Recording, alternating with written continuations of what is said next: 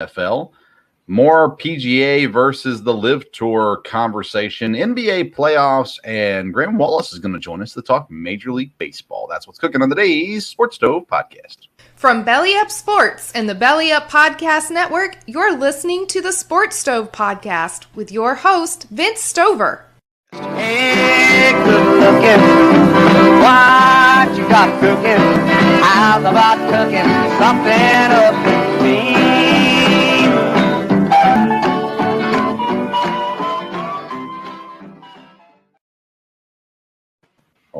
Welcome into an all-new edition of the Sports Stove Podcast, presented by In the Clutch, officially licensed apparel for Major League Baseball, Major League Baseball Players Association, NFL, NHL, and so much more. Go to intheclutch.com to see all the options available to you. Use the code SPORTSSTOVE at checkout.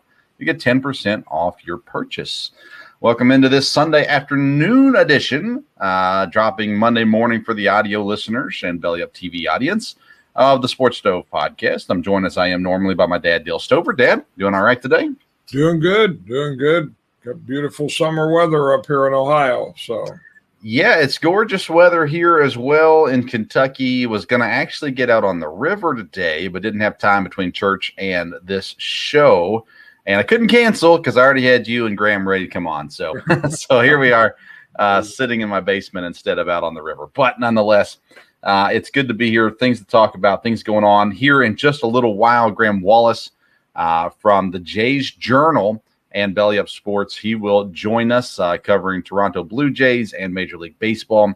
Graham's always a great guest, so looking forward to having him back on with us as well. We want to start the program, though, Dad, talking about your Boston Celtics. You are the super fan. Everybody knows that. They win game one. Not a huge surprise, I don't think necessarily. In my opinion, there wouldn't be a whole lot that could surprise me in this series in the finals, but I did pick Golden State to win in 5. You said Celtics in 7. So far, you're looking better than me in this situation. What'd you think about Celtics in game 1? Well, again, I was surprised because everything I was hearing was that, the Celtics didn't have a chance up in Golden State for sure. So, again, I think, the Celtics got a great chance. They're playing well. They showed they could play well. Of course, got hot with 3-pointers there in the fourth quarter. And I think they can. It'll definitely be a competitive series. And, again, I would think, Golden State will probably bounce back in game 2, being at home. But again, Boston seems like they're ready to play and they have the ability, to stay with them. So I think it'll be a good series, be good for the NBA, and I think people will enjoy watching it. Yeah, first half stayed close. Golden State looked like they were pulling away in the second half, 38-24 in the third quarter. And then the Celtics outscored Golden State 40-16 in the fourth quarter, continuing to kind of pull things along. It seems like Al Horford has been a big player for Boston here in the playoffs outside of their big 2, of course. Marcus Smart has played fine. He played well in game 1 as well. Robert Williams, the stats aren't necessarily there, but he gave him 24 minutes as well. And then off the bench, it was White with 21 points. They're also – I don't know, Dad. I think Boston could definitely win this series. I mean, they're a good team. They seem to be well coached. They've got star talent. They've got role players. The defense is impressive.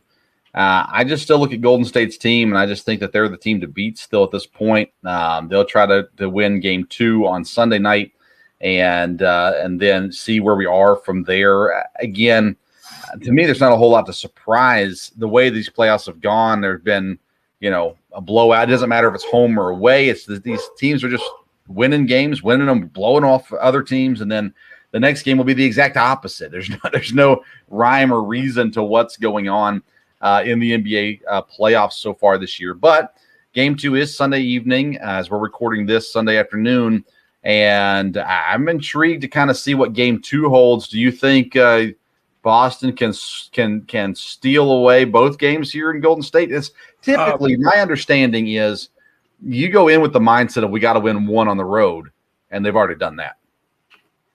Yeah, I again, you have to win one on the road, and they've got that accomplished. I think they'll, be very aggressive tonight, but not, I would expect Golden State probably to be able to win game 2, and it'll be interesting going into Boston to see if they can control things at home there.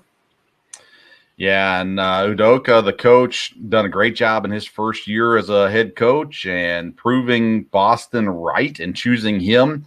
And Brad Stevens looking pretty good, too, and moving to the front office. Of course, talked to Parker Ainsworth about that a couple episodes ago as well. So the NBA Finals continue to plug on. I am still surprised with how many days in between games. Yeah. It's like if you got 2 home games, you'd think you'd play maybe a 1 day's rest. But they played on Thursday. Now they play on tonight, and then they'll play again, I think, on, Tuesday night, I think it's the next game, or Wednesday night, maybe even the next game. I had it pulled up a second ago. But I'm just surprised with how many days in between. Yeah, Wednesday's the next game. Then they get 1 day off on Thursday before they play again Friday. Then it kind of shortens up a little bit. Just weird. I don't know. I'm not sure that I understand the thought process behind the scheduling of these games either.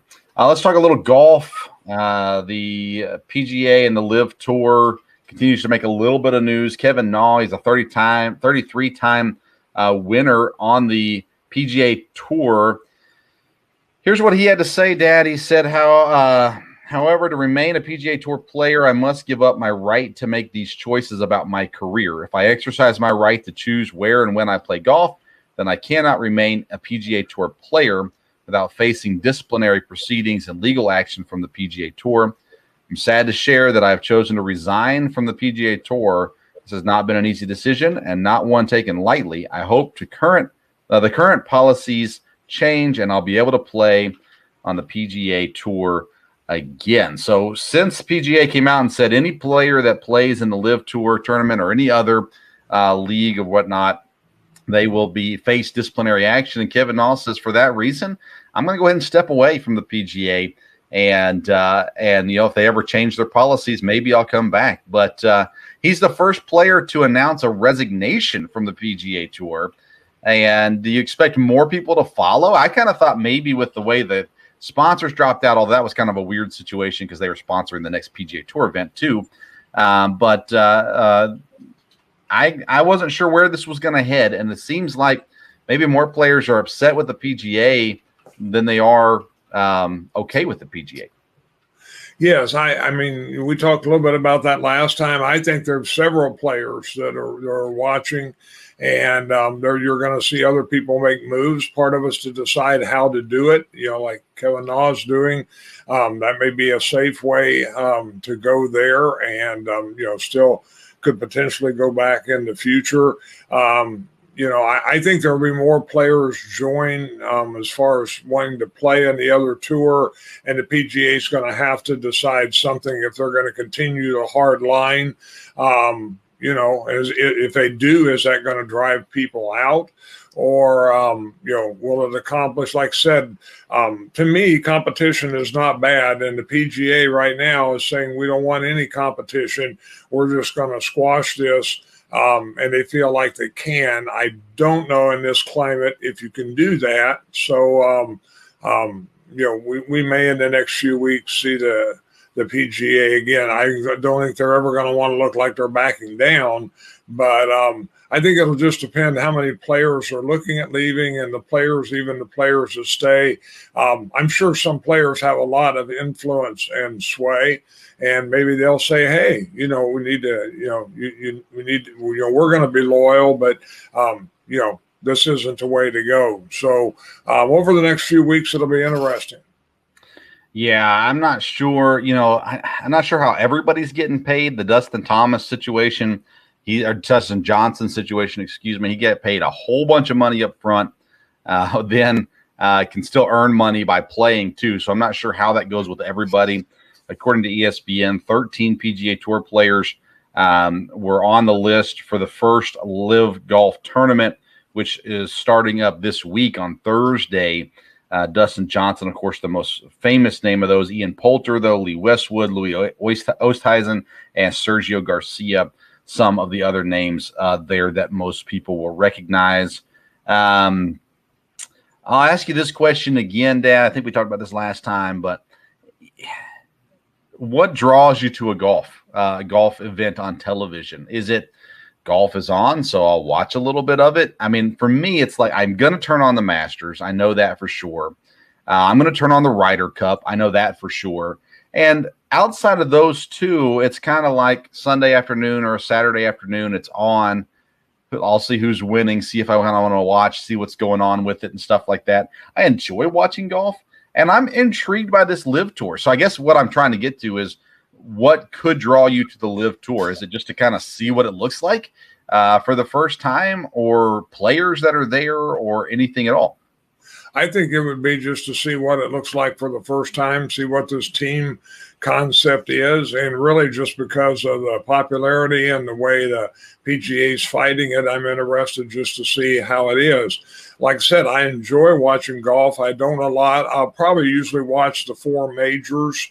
From there, I enjoy the tournament down in Florida that has that hole that's on an island. That's always fun to watch there. So there's a few things. Sometimes the course makes it kind of interesting depending on where they're playing. But I'm not one that makes it where, there's a golf match on, I've got to be sure I see it. But like I said, if I'm looking for something to watch, a lot of times I'll tune in just to see, again, who's on the leaderboard, who's in the scramble for it. Is it somebody I know? Is it close? It's always interesting, obviously, when they go to extra holes, things like that. And there are people that, are avid golf fans that, want to watch every match. But I think, to me, the Live Tour, I'll be interested to try to watch it just to see, what it is and how they present it. So, yeah, I kind of look at it almost like the USFL this year. Where I tuned in week 1 to the USFL to kind of see, as you already knew which players were going to be on the teams, to see what it looked like, to see how it ran. There were some neat things that they were doing with it as well.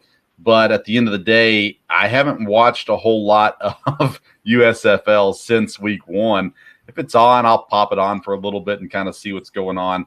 But the USFL, for me, I'm more intrigued in the players that are there. If there were guys that I was interested in, seeing how they play, and there's just not a lot of guys in the USFL now that I'm that interested in. So for this Live Tour, it's kind of going to be the same thing, I think, for me. If I can watch it, I will see what it looks like, see what happens, and everything like that as well. So I don't know. We'll see how it all shakes out in the end.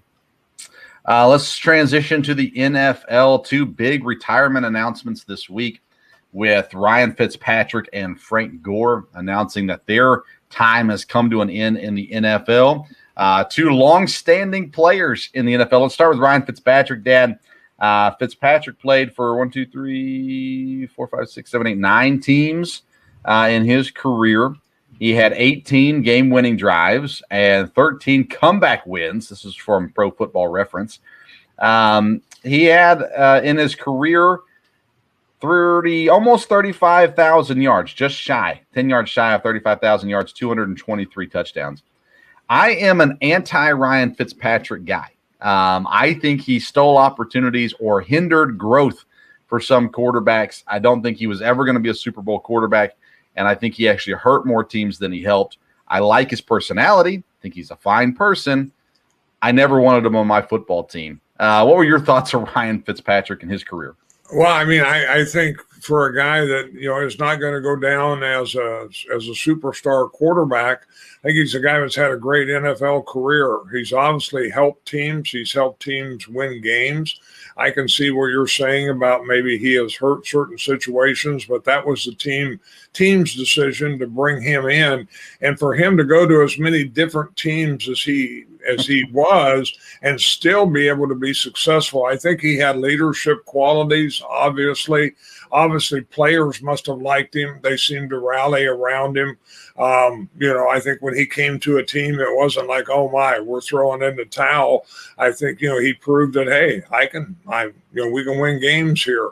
So, I think he'll go down as a guy that, definitely had a good NFL career. And you'll probably remember who Ryan Fitzpatrick was, because he was one of I'd say a backup, but he was a starting quarterback a lot for teams too. But he was definitely the kind of guy that, was not going to settle in with one team and be their quarterback for his career. Yeah, he's the epitome of a bridge quarterback, a guy that you bring in when you have a young guy that you're trying to get playing opportunities to. Ryan Fitzpatrick was always good enough to not lose the starting job for the most part, but not bad enough, to lose the starting job, but not good enough to hold on to it for years on end. He had great seasons, he had good seasons, and he had some mediocre seasons as well. Once he finally got the opportunity to play, his character, I think that he was a team player, a leader, was a big part of it. He could be in the locker room and help your locker room, those sorts of things. For me, I'm of the mindset of if I've got a young quarterback, I want to get him playing as early as possible. I think it's good to sit behind a guy for a little bit, but again, I don't know that Ryan Fitzpatrick was ever going to be that guy that was going to get you over the hump and into the next area where you want to be. So he's gone. His beautiful beard's gone as well, and now someone else will take the lead. I was trying to think through backup quarterbacks that've been around a while. There's a couple of them that have been out there, and most of those guys are retired now. But you've got guys out there that kind of made a living off of being a backup quarterback or start 4 to 6 games a season, and then back up and whatnot from there. But Fitzpatrick goes down as one of those guys. He's unique. He has a good nickname, Fitzmagic. He won enough games to be relevant, and he had the look and the excitement behind it, and kind of reinvented himself later in his last half of his career with his look and his energy and different things like that as well. So Ryan Fitzpatrick, congratulations on a great NFL career. I take nothing away from you. I just never wanted him on my team. The other guy is Frank Gore, one of the more impressive NFL players in all of history. He played at a position that's very hard to stay longevity-wise in the NFL from 2005 to 2020. Starting with San Francisco was there 10 years, 3 years in Indy, then 1 year in Buffalo, 1 year in Miami, 1 year in New York with the Jets before retiring on a one-day contract with San Francisco. This guy, Dad, 3,735 attempts. 3,735 attempts. He ends his career with exactly 16,000 yards. Seems strategic the way that worked out. 81 touchdowns in his career. I might respect Frank Gore, as much as I respect any NFL player to have ever played, just because of the longevity of his career. He was a great running back. I think he'll be a Hall of Famer. Wouldn't you think so? And his career was, he was a great running back. Again, to me, he's in the tier right below. When you think of the greatest running backs, you got Walter Payton and several like that. But Frank Gore, like you said, with his longevity and his ability, when he was playing, he was a great player.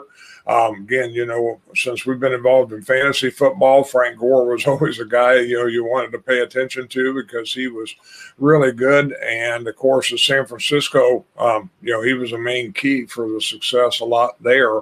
And he was a great running back, seemed to be a great guy. Wasn't a guy that caused problems. You get a guy on a lot of different teams, and he's not a guy that caused problems there and fit in well and was always a positive. Yeah. I was looking through his stats, Dad. His best year was his second year in the league, 2006. He had just under 1,700 yards rushing. He had double-digit touchdowns once, 10 touchdowns in 2009, but he had 8 and 9 touchdowns a couple times as well. He got over 1,000 yards rushing in 9 of his 15 seasons as well. And he started almost every game that he played in, which is amazing. He only started one game as a rookie in 14 games that he played in. Then he started every game that he played in with the exception of two in 13 other seasons. And then he started half the games in 2019 that he played in. So he played a lot of football. He wasn't just taking up a roster space. He was always being productive. And even in his last season, 2020 at the Jets, 653 yards and 2 touchdowns in 15 games played. Just an impressive thing. He caught the ball 484 yards, 18 touchdowns, as well. It seems like his receiving is something we don't talk about, but it kind of went down and down and down as the years went on as well. But an impressive career for Frank Gore as well. I agree. I think he's a Hall of Fame player. I don't know if he's first ballot. That'll depend, I guess, on who else is on the list, right, with him. But he's no doubt a Hall of Fame player in my book. And so Frank Gore and Ryan Fitzpatrick here doing their part in their careers. Dad, I want to take some time. Again, Graham Wallace will be with us here in just a couple minutes, and we'll talk in Major League Baseball with him. But I was on a show the other day here, a local radio show, and I was asked about the NFC North because we're in Bengals country down here. And I started talking through the different things. And, of course, Cleveland's an interesting one because we have no idea what the quarterback situation is going to look like at the beginning of the season. How many games Deshaun Watson's going to be suspended and things like that. So we'll get into our deep NFL preview here in a couple months. But when you look at the AFC North, who do you put at the top of the division? Because you've got Cleveland, if Deshaun Watson's there, is really good. You've got Baltimore, who had a down year last year. You got Cincinnati, who had a great year last year. And then you got Pittsburgh, who has a lot of question marks because Mitch Trubisky, Kenny Pickett, what's going on there? So AFC North, what's your thoughts on that? What should we be looking at? Well, I think, the Bengals, I think you have to look at them being on top until someone knocks them off. I think the Bengals could come out really, really ready to go. They've obviously improved with the offensive line, and they may really, they may be at the top and everybody trying to catch them. Or, like I said, it can be a real tough division. Cleveland, I think it really depends on when Watson, comes to be the quarterback or if he is this year. Cleveland's got probably a good team otherwise, but quarterback is going to be the question. They could be, a real factor. And like you said, I've always liked Baltimore's always has potential to be a factor. I think the quarterback there will bounce back, have a good year, and can. So, and Pittsburgh, like I said, you just don't know. They might be in flux a little bit. I think Trubisky looked like that was going to be a good situation, but now with the draft, what are they going to do at quarterback? So I think you have to look at Cincinnati, until people beat them. I looked at their schedule a little bit. To me, they don't have an extremely tough schedule. They play the NFC South there, and they do play the AFC East. So, as I looked at the schedule, they play, some good teams. They've got Tampa and different ones, but I think they have a good chance. They got some really tough games at the end of the year. I think that's where they've got Buffalo there and someone else, it'd be a division game. So, to me, I'm, and again, up here, so much excitement about the Bengals because so much disappointment about the Reds. And, to me, I think it's fair to say, hey, let's see about, the Bengals and just see, Joe Burrow. If he's got, he's done some things in the offseason, keeping the team together, working with some of the new guys. And I think you have to look at them on top until somebody knocks them off, at least in the division. Yeah, I mean, Cincinnati has to go through the gauntlet of Jameis Winston, Marcus Mariota, and Sam Darnold. Yeah. I don't know if they can handle that, but should be a fun one. Lamar Jackson, not a great year last year. He was injured a lot last year too. I'm down on the Ravens as a whole. I just think that what they've done has kind of been run into the ground, and I'm not sure that they have made enough adjustments to keep defenses on, guessing or anything like that. But Lamar Jackson was injured last year a lot. Huntley played 7 games last year. Is Lamar Jackson going to come back to that MVP form when he comes back this year? He should be healthy. Or do you think that maybe there's not enough ingenuity, I don't know, for that Baltimore offense to work anymore? again, I think he has a lot of ability. I think Harbaugh is a good coach there. So I would think, they will make things work with him. Now, do they have everything they need around him? I don't know that. Baltimore always seems to have a good defense. But I would look for Lamar Jackson to get back to form and be one of the top 4 or 5 quarterbacks that we look at in the NFL. Maybe not. And if he has injury trouble again, then obviously that would be a big problem. All right. Well, Dad, we're going to take a quick break. When we come back, we're going to be joined by the one and only Graham Wallace. But first, a quick word from In the Clutch.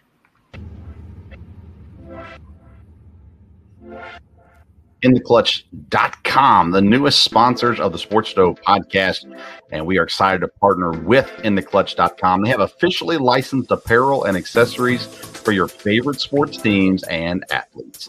Use code SPORTSSTOVE and get 10% off your first purchase. You can find shirts like I Still Own You from Green Bay Packers. Are we talking about practice? All kinds of great shirts in baseball, football, hockey, and basketball. Officially licensed apparel from InTheClutch.com. Again, use the code SPORTSSTOVE to get 10% off your purchase.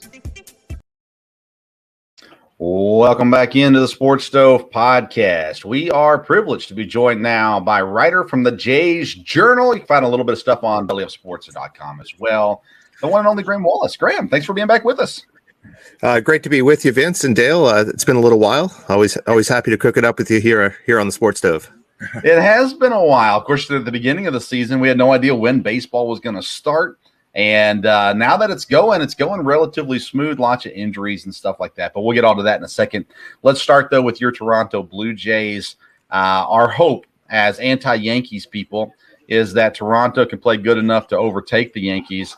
Not a bad start for Toronto. Not a great start either, I wouldn't say. But they're currently in second place, and Tampa's been flip-flopping with them a little bit and stuff like that. Is Toronto legit threats this year? I believe they are legit threats, Vince. Like you said, it kind of took them a little while to get going, especially with the bats. But they have recently won 9 out of 10 games, and they've had a couple of their key contributors really get hot, including Alejandro Kirk. If you guys aren't hip to this guy, he's really been getting hot. He went from 1 home run to 5. He's got another one in this afternoon game that's currently going on against the Minnesota Twins. And another guy, Teoscar Hernandez, who really he got hurt, and it took him a while to really get going with the bats. If you think about some of the players who have been consistent, like Santiago Espinal and Bo Bichette had a really good month of May. Some of the pitchers that they've been able to mix in, Kevin Gossman, who's been a great free agent signing, and Alek Manoah, who's been an absolute sensation since his debut last May. I think this is a team that's in good position. They're 10 games above 500 right now. The Yankees have just been an absolute juggernaut all season, so it's hard to gain much ground on them. The other day they won a game, but then Yankees had a doubleheader against the Angels, so they ended up still losing a half game. So that's a tough spot. I do expect some kind of a drop off with that Yankees team eventually. But they've been tough. If you think about their pitching with Garrett Cole and Cortez has been another guy to emerge of late. The defense has been outstanding, led by Isaiah Kiner-Falefa, and the bullpen has been great too. And if you think about Judge, he looks like the MVP front runner right now. So they've got their work cut out for them, the Blue Jays do, and so do the rest of the teams in that division. But I do think the Yankees, it's really hard to maintain a 600-plus winning percentage throughout the entire season. So I'm looking for them to have a bit of a rougher stretch that'll open up that race a little bit more. I just picked up Teoscar Hernandez in a fantasy league on waivers. I was a little surprised to see him sitting there, honestly, but I was happy to get him. I replaced Andrew McCutchen with him. That's a far better upgrade than what I was sitting at there for sure. This East continues to be interesting in the AL. Baltimore out of it. Boston had a rough go. They've had up and down swings throughout the season, but it seems to be New York, Toronto, Tampa. How long can Tampa keep this up? They continue just to every year just be there. They just won't go away. Yeah, I've learned to not doubt Tampa Bay's methods. They made an interesting trade with the Tigers before the start of the season. They sent Austin Meadows over there, and a lot of people said it's a great trade for the Tigers. You get a big slugger, but the guy they got coming back, Mejia, has really fit into their team. They just know what they're doing as far as acquiring guys. The next kind of wave of talented players has stepped in. If you think about Wander Franco, Forrest Walls. They have another guy, Bruhan, Shane McClanahan.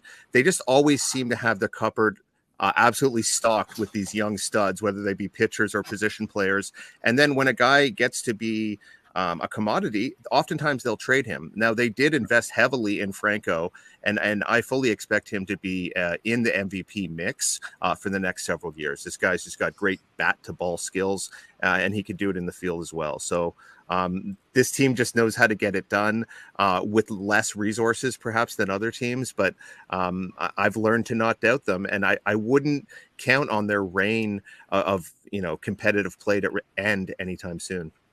Yeah, Franco, one of their investments in Franco led them to trading Willie Adames, which worked out great for my Brewers. But it seemed like everybody's okay with it. It worked out okay for everybody for sure at that point as well. So sticking with the AL West has been intriguing. The Angels started off well. Me and Dad talked about them at the beginning of the year, saying, man, maybe finally they're going to pull through and be what everybody wants them to be because they got superstars on the team. The pitching started looking really good early in the season as well, but now they've kind of fallen back down to what we're used to seeing. Houston's jumped back up there on top, and maybe what we saw at the beginning of the year was more Houston playing bad than LA playing good. But the Angels with Trout, Ohtani, they've got the people Major League Baseball wants to see in the postseason. When are they going to step up and be what they need to be for the AL West? Yeah, it's a great question, Vince. They were looking like the team to beat early on this season. They're just coming off, I believe, an 11-game slide. They lost a couple of games last night. I'm trying to think of who they're the Phillies. Yeah, sorry, I lost it for a second there. They lost a couple games to the Phillies. It looks like they've been able to bounce back today, but I think it's just a really top-heavy lineup. You mentioned Trout and Ohtani, and Jared Walsh was an all-star last year as well. But if you look towards the bottom of that lineup, it's a lot of guys with more contact abilities, guys like Luis Rengifo, Juan Lagares, who was a Gold Glover at one point. But the other thing has been the relief pitching. I recently got to see the Angels up close. They were in a 4-game set against the Blue Jays, and they held a lead in just about every one of those games. But the bullpen ended up getting broken down in all of those matchups, and it's really been the kind of the straw that breaks the camel's back, if you will. They've got some good starters. If you think they invested in Noah Syndergaard, who's having a nice comeback campaign. They also invested in Lorenzen, who they got from the Reds, and they've turned him back into a starter. It's funny, he actually started the second game against the Phillies last night, and he gave up 5 runs in the first inning. He was able to battle into the 6th and without surrendering another run, but it was just a game that the offense couldn't get going. Only a couple of runs scored. Trout and Ohtani have struggled lately, and that's a time when you need the rest of that lineup to kind of pick it up, and they haven't been able to do so. So it's got to be frustrating for Joe Madden and Trout and all those fans out there on the West Coast. It seems like they're always kind of getting better, but not quite good enough. So Houston still seems to be the kind of the team to beat in that division, if you will. Yeah, we got Dad will be back with us in just a second here. Texas is just below 500. Seattle, though, to me, Seattle might be the most disappointing team of the season so far because they almost made the playoffs last year. They were right there battling, and they made moves in the offseason to get better. Yet here they sit. They're 23-30. They're just not good so far this season.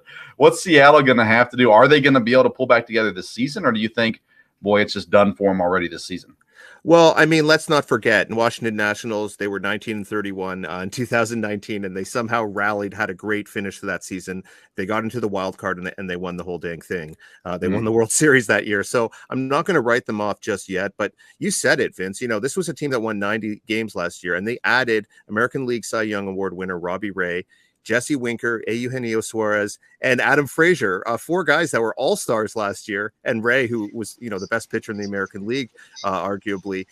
He seems to have reverted back to some of his old ways that we saw sometimes with the Diamondbacks, giving up a lot of home runs, walking too many batters. His control hasn't really been there. He worked really well with Blue Jays pitching coach Pete Walker last year. I'm not going to give Walker all the credit for his success or say that's the whole reason for his decline.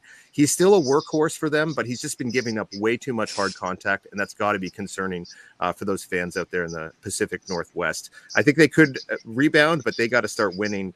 They got to start winning some ball games. And then one more disappointment in the American League is the Chicago White Sox. The Twins have done their part so far in the Central. No other team above 500 in the Central. Cleveland currently in second place. White Sox down to third place right now. I thought, now they've had some injury issues too, but I really thought this team was set up for success, both pitching and offensively. But the injury to Lance Lynn, the injury to Jimenez, I don't know if that was enough to knock him off, or if there's something else that's wrong in Chicago, because they haven't performed right so far this year. Yeah, Jimenez is a guy they didn't have available for much of last season, but they still won 90, 94, 95 games, something like that. So I don't necessarily think that's it. Lance Lynn was a great starter for them last year. But you think, Michael Kopech has gotten the job done for a lot of the time this season. So I'm not sure it's that. I have my own theory about this. I kind of think Tony La Russa has this way of being a real motivator when he first joins a team. And he has a tendency to have the team kind of tune him out a little bit after a while. He's a little bit of an old school guy. I don't really think it's working with him at the helm. He tends to really berate his players and kind of, get in their face and things like that. Look, he's had a great career. He's gotten the job done in Oakland, St. Louis, multiple-time World Series champion. I just think his time as a manager might be coming towards an end sooner rather than later. Yeah, Joe Girardi gets fired last week. Is La Russa the next guy to go?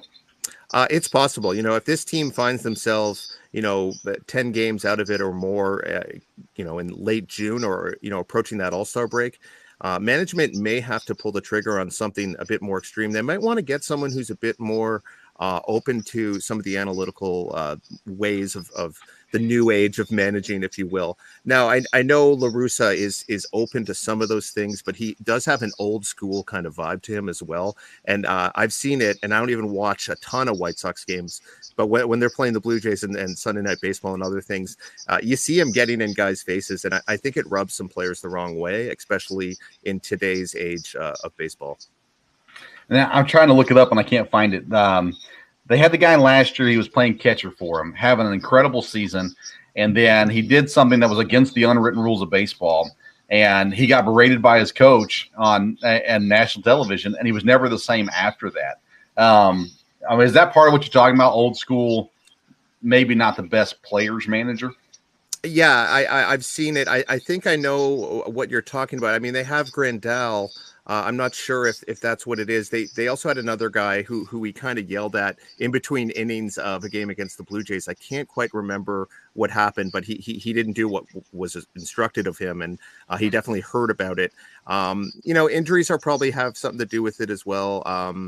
But I'm starting to think that he's having a non-positive effect on his team, and frustration starting to set in with the squad that had a lot of high expectations. So that could be part of it too. But I think his days could be numbered in Chi-Town. Yeah, Yerman Mercedes last year's who okay. Yeah, he got off to that great start. He got like hits in 6 of his first 8 at bats or something. Yeah, good call there. Yeah. He was on my fantasy team. That's how I remember these things. Yeah, but, I hope you had him at the beginning of the season. I did. He was on fire. Wow. Nice one. Dad, any AL questions for Graham? No, like I said, I've got a lot of fantasy guys for Toronto, so hopefully they'll keep doing well and they'll do well there. I'm kind of wondering, do we have any teams in the AL that we were expecting to be at the bottom. That looks like maybe, they won't be contenders, but they are going to have a better year, like Detroit or anyone like that. Is there anyone kind of moving at the bottom, moving in the right direction? I know some have not been that way, Oakland and others, but is there anyone you think we're going to see at least some improvement as the year goes on? Yeah, Dale, I actually have a trio of teams in that regard. The Baltimore Orioles have been a horrendous team over the last few years. They won, I should say they've lost over 100 games a couple times in the last 3 seasons. But we've seen these wild comeback games for them. They picked up Rougned Odor. He's hit a couple of big home runs for them. I just don't think they're as bad as what they were last year. They've had some really exciting games. Are they going to be a winning baseball team this year? Probably not. But if they can go from, say, I'm trying to think, they won about 50 games or so last year. If they could increase that to 70 something wins this season, that would be a huge step forward. They do have some guys from the Houston organization, Astros organization, in their front office. So they do have a growth mindset as far as trying to get better each season. Look, they've got some good players on that team. Trey Mancini, Cedric Mullins, Ryan Mountcastle come to mind, Austin Hayes, and they've got a really good bullpen this year. So I could see this team not being too far away from being contenders again. Cleveland Guardians have a new team name this season, and they've got a couple of players that I found to be really exciting in the series that they played against the Blue Jays. Stephen Kwan and Owen Miller have really brought a real energy to this team that's been required. They don't hit a lot of home runs. They've got a couple of power bats, Ramirez and Franmil Reyes, but they like to run the bases. They run around. They play defense, and this guy Kwan has been really exciting to start the season off. Now, I don't know if they're going to win any more games than they did last year, but the product on the field has been a bit of a easier watch, I'd say. And then to round this thing out, I'm going to say Texas Rangers. They invested heavily in their middle infield. You think about Corey Seager and Marcus Semien. Simeon's had a miserable start to his season, but he's starting to come around. Martin Perez has come out of seemingly nowhere. He was a top prospect for them almost a decade ago. He's finally starting to show his stuff. He was the pitcher of the month for May.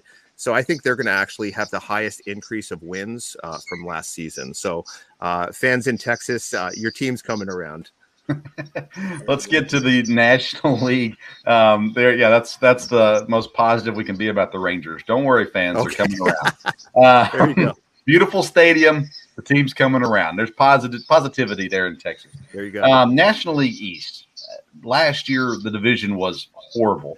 They ended up winning the World Series with the Braves, but the regular season was really, really bad. And this year, it's kind of the same thing. The Mets currently running away with it. Atlanta is now at 500. Everybody else is under. Philadelphia was supposed to be phenomenal, although they didn't really address their bullpen issues in the offseason, but they addressed their offense a lot and things like that. And they've already fired their manager this year because it wasn't working. So you've got the Mets, and they're injured, and they're still winning games. Their pitching staff is depleted at the moment. But then Atlanta, reigning World Series champions, just now at 500. I mean, come on, what's going on with the NL East? Yeah, that's it. That's a good question. I think the Mets are, they've kind of taken the league by storm. I know they invested a lot, particularly in their outfield. We think about Mark Hanna and Starling Marte, and also definitely big time in their rotation with Scherzer, and then Chris Bassett, I thought was an underrated trade shortly before the start of the season. And I really think Buck Showalter was a key. I wasn't sure about him. I was a little skeptical about him coming back from the TV world, but he's proven to be the perfect skipper for this team. Francisco Lindor has kind of gotten better with the bat. He had a miserable season last year after signing that huge extension. This is a solid team, though. I don't think they're going away. I know they were in first place for much of the first 3 months of last season. They kind of fell apart. But I definitely think this is the best team in this division. Now, the Braves, they have a lot of the same guys, minus World Series MVP Jorge Soler, who signed with the Marlins, but they have yet to kind of get it going. But I mean, this is similar. I should say Freeman too. They lost Freeman, but they replaced him with Matt Olson. So that's pretty much a wash. I do still think the Braves are going to kind of pick it up as the summer months kind of roll in. Remember, this is a team that was floundering for much of the first 3 or 4 months of the season. They made a handful of trades, and they somehow parlayed that into becoming champions come October. So I wouldn't write them off just yet. It has been a disappointing start to their season. or first third, I guess we're into now. But I do kind of think they're going to improve their play, and they'll be in line at least for a wild card spot, I would think. I've been saying this now for a week or so. Juan Soto is the new Mike Trout. Phenomenal baseball player on a team that just isn't going to perform. In the NFL, they wouldn't let this happen. NBA wouldn't let this happen. They're going to want superstars being seen on good teams. But you're talking about a team sport, drastically different than those others, closer to football, I guess, with the amount of players on the field and everything. But, I mean, is Juan Soto going to walk away from Washington when he gets the opportunity? Are they going to trade him at some point, or are they going to make a legit effort to actually be a good baseball team? Well, that's a great question, and I think a lot of people have been asking that for the last 6 months to a year or so. The Blue Jays were certainly involved with some of those rumors, and I was just kind of like, we don't necessarily need that kind of a contract right now. I know he's still on his rookie deal, but it's a tough one. I do think that the Nats might need to look at trading him just because he's so valuable, and the team is seemingly going nowhere. They're one of the worst teams they might have the worst record in baseball right now. I don't really take a detailed look at the standings until around this time of year, but I know they're towards the bottom. They do have a youngster, Lane Thomas, I believe his name is. He hit trio of home runs the other day, but one young prospect making a good debut does not a successful team make. This team still has lots of work to do as far as their rotation is concerned. Josh Bell is another guy who I think they're likely to trade this season, who's a little bit more of a veteran. But I think they will probably have to move on from Soto. I don't think it's going to happen this season. It'll probably happen maybe in the off season or perhaps next year. Yeah, they're in third right now in the league. Kansas City and Cincinnati still worse than them. NL Central, Milwaukee, St. Louis, the only relevant teams there. Milwaukee's been hammered with injury issues, especially to their pitching staff here recently. Does Milwaukee win this division, or does St. Louis overtake them? I really think the Brewers are the class of the NL Central. They've just got great pitching. If you think about, they had the guy who won Corbin. His name escaped me for a second. Corbin Burns won the NL Central NL Cy Young Award last year. Woodruff is really good as well. Lauer is another guy that's kind of emerged over the last year or so as a really solid option in that 3 or 4 spot, whatever it might be. And the offense has been more prone to having some big time performances. If you think about Rowdy Tellez, Adames, a couple of guys they got in trades last year, so they've done really well in that market. They're still seeing what they can get out of Christian Yelich. He's flashed a couple times, but the thing with the Brewers is they don't need to have a red hot or explosive offense, although they do sometimes do that because the pitching's been so good.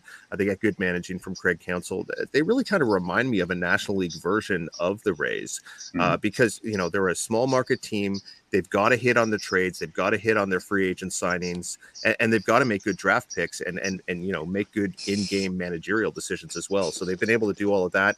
Cardinals, I think, are the second best team in this division. I think they're going to be a wild card team. They could challenge for the division, sure, but I just don't think they're quite there in the same class as the Brewers yet.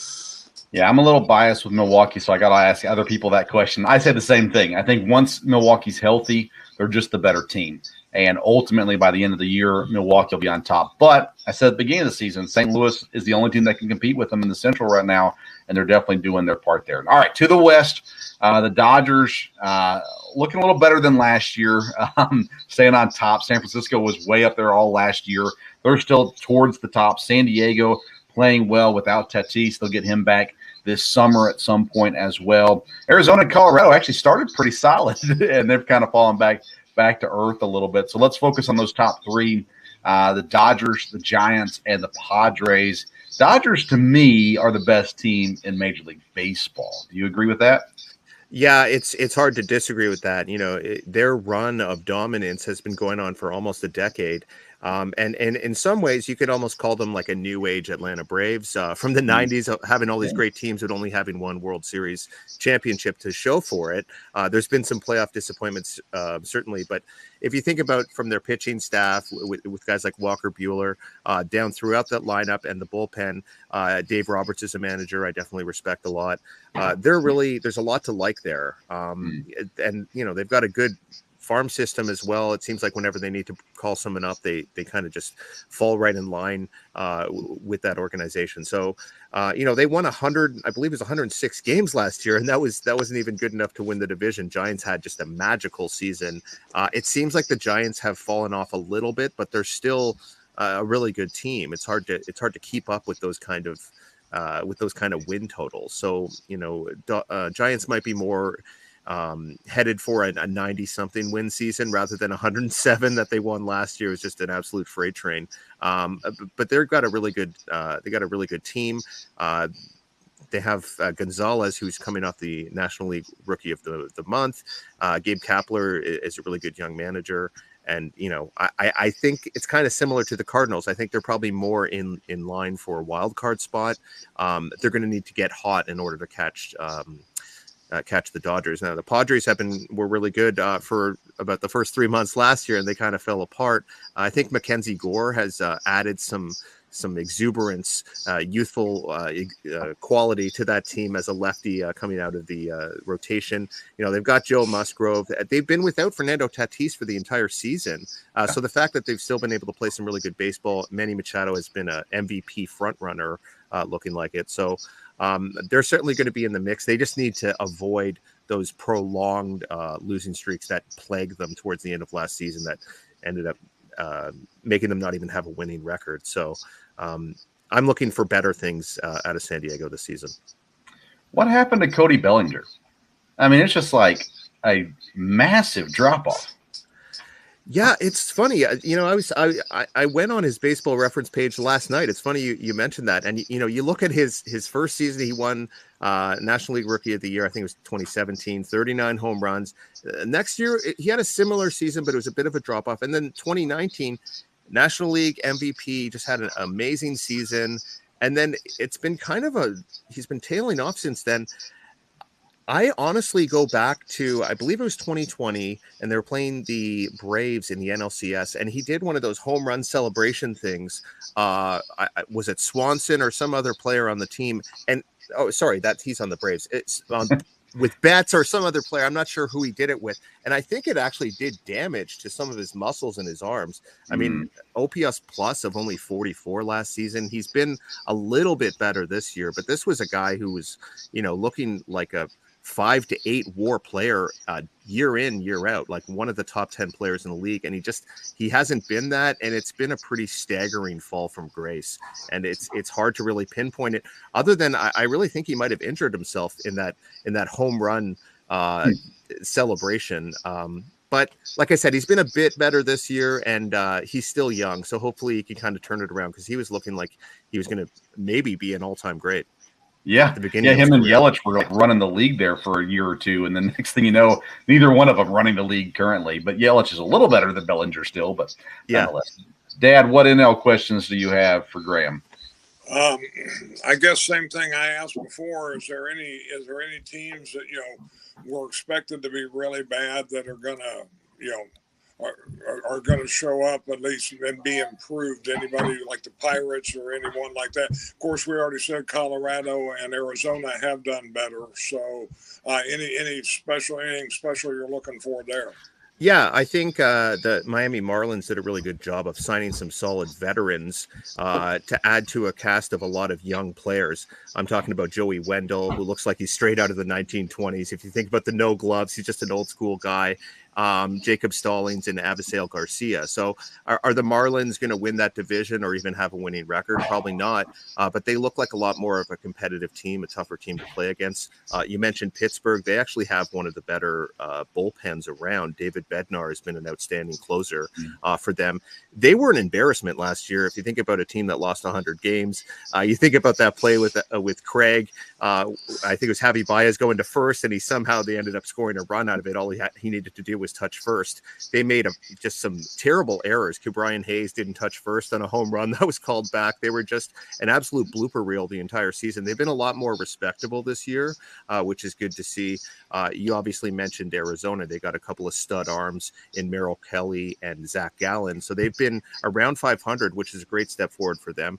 I really thought Colorado was ready to bring Rocktober back this year. CJ Crone is one of the most underrated hitters out there. My guy Ryan McMahon at third base, but they really haven't gotten much out of Chris Bryant, which has to be a real disappointment to fans in the Mile High City there. So I still think they could have a really good second half, but they've yet to kind of get it cranked up the way I thought they might. Yeah, Chris Bryant got plenty out of Colorado. They're just not getting a whole lot out of him. Hopefully they will soon. I got him on my fantasy team too because I'm a big Chris Bryant guy. And he had a great year last year, especially after his trade into San Francisco, continued to play well as well. Well, Graham, we're running up on time, so we'll let you go. But tell everybody where they can find your stuff, and especially Blue Jays fans. Yeah, you bet. So Jays Journal, you can find my stuff there. On Twitter as well, at Bus Wallace. I usually produce 5 or 6 articles a month for them. I've also got a standings reveal piece coming out for Belly Up Sports a little bit later on tonight. I might embed some of this conversation into that as well, if you don't mind. And just kind of me looking at the standings, because like I say, I don't usually take a detailed look till around the early part of June.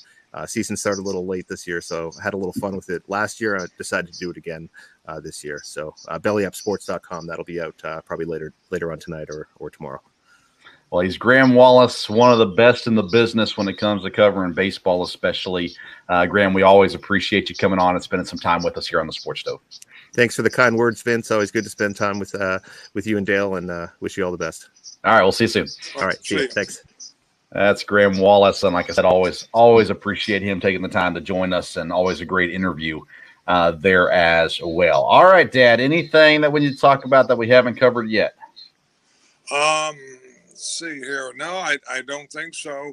It was interesting this past week. I thought, did you watch any of the match?